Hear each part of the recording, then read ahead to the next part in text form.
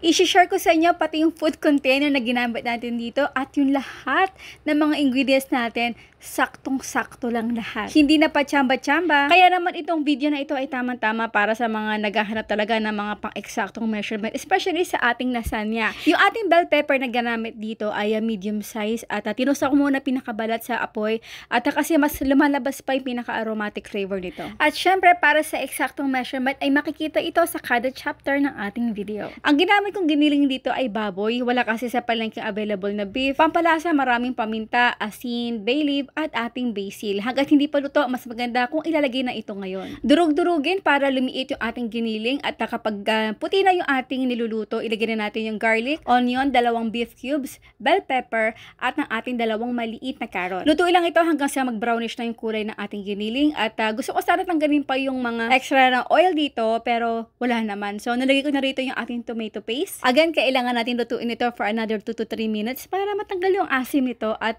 ang kagandahan kasi ay mas na-enhance pa yung flavor at yung consistency ng ating tomato sauce. Ito guys, grabe, mapapasarap talaga at next level ang lasa ng inyong lasagna sauce kapag ginawa nyo to. 500 each grams ng ating tomato sauce, pinaghalo ko yung Italian at Filipino style sauce. Pampalasa, huwag kalimutan ha, pepper, asin, at basil. Huwag kalimutan yung tanggalin yung ating bay leaves. At over medium low heat ay isimmer lang natin ito ng mga 10 to 12 minutes. At ayan na, ito yung aking sikreto para mas maging masarap pa yung ating lasagna sauce. At dito talaga ang lasagna sauce ay mas marami or meaty ang ating sauce dito compare sa nakagawian na natin sa spaghetti sauce na saucy naman. At syempre, para naman sa ating white sauce, sinuna ko lang muna over medium heat yung ating unsalted butter. Right after itong matunaw, ilagay na natin dito yung ating harina. I-mix hanggang sa ma-dissolve.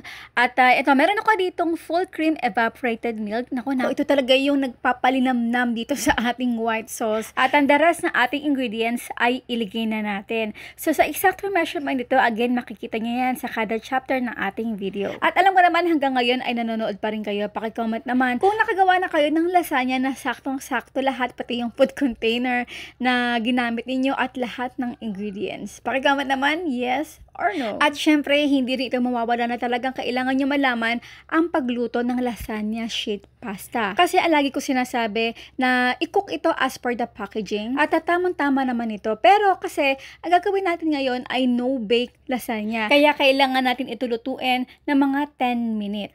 Ang food container na ginamit natin dito ay ito ang sukat. Again, itong ating lasagna ay hindi tanta-tantya. Kaya naman pati yung ating red sauce ay sinukat ko talaga. Dinivide ko to into 4. Approximately mga nasa 1 and 1/4 cup each. At yun din ginawa natin sa ating white sauce. Para iwas dikit yung ating pasta, ayan, nalagay muna ko yung pinaka-base natin ng red sauce at spread natin ng evenly. Nilapag ko na rito yung 4 na lasagna pasta. Again, maglagay tayo dito ng ating red sauce plus yung ating white sauce. Gandang-ganda talaga ako dito sa ating white sauce kasi alam niyo, tingnan niyo, hindi siya talaga malapot na malapot at the same time, ito ay spreadable. Gawin lang natin ito hanggang sa maubos na yung ating pasta. Nga pala yung ating grams na ginamit ditong lasagna pasta ay 500 grams na may 17 sheets. Napaka-fulfilling talaga para sa akin. Yung mga nakakapag-share talaga ako ng mga ganitong klaseng recipe na medyo may pagkakomplikado. Alam na nga natin na mahirap at matrabaho, pero kapag ginaya natin, alam mo yun na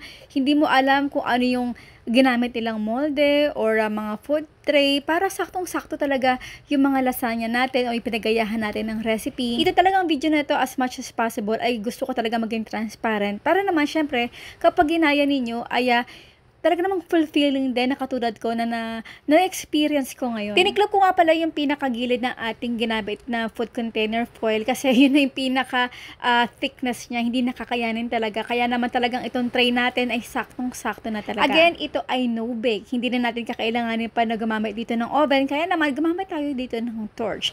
At ang pinaka-last na cheese na ginamit natin dito ay yung quick melt cheese. Yung binili ko na nga pala ay tagda 900 grams pero kalahati lang halo halos yung nagamit ko dito. Napakaganda na itong gawin, especially sa mga potluck itong paparating na bagong taon, Pasko, Christmas party, get together. Alam yun kasi alam ko 100% na kung may magsasabi talaga, hoy, ang sarap naman ng lasagna mo, saktong-sakto yung ingredients. Paano mo nagawa? Nako, yun pa lang talaga ang sarap na ng feeling. Kaya naman kung nagustuhan mo itong video na to, please do share. At I'm looking forward na gayahin nyo itong ating recipe. Maraming salamat sa inyo lahat.